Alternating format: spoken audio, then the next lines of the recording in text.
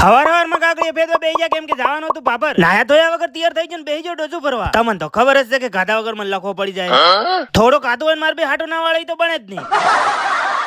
Phone નો ખોરાક થેલામાં નાખીને થેલો ટેગાડી દીધો. ભરતભાઈએ બાઇક ચાલુ કરી દીધું ને થઈ ગયા રવાના. હજુ તો મોટે ટાઈ નતા પહોંચે ને પોણી હારું રીસે બળીને બાઇકે ટોટી આધર કરી દીધા. હારું થયું પોણી ની પરબ પાયા હતી ને કે અમારા ટોટી આધર થઈ દોત ને.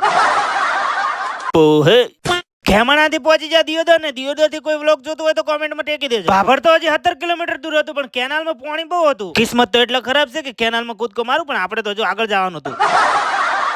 મેઠાના લોકો મેઠા તો શું ખારાના લોકો ખારા હશે. ભાભર ની અંદર સાઈ એન્ટ્રી લઈ લીધી ને પહોંચી જા મામલતદાર કચેરી. હાલો પેલા બધી ઝેરોક્સ કરાવી દો. એકચ્યુઅલી વાત જાણે એમ છે કે ભાભર મેં એટલે હતા કે ભરતભાઈ ને જાતિનું પ્રમાણપત્ર કઢાવવાનું હતું. સરકારી કાગળિયું કઢાવવું હોય તો 2-4 ઓમથી ઓમ ધક્કા ખાવા જ પડે ભાઈ. અને ધક્કા નાખો તો સરકારી કાગળિયું ના કહેવાય.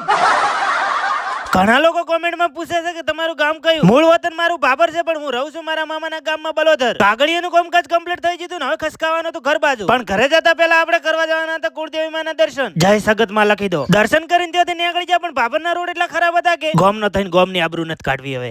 આ તો બજારમાં સાધન એટલા સ્પીડમાં ના આડે ને એટલે ખાડા પડાયા હતી સરકારે.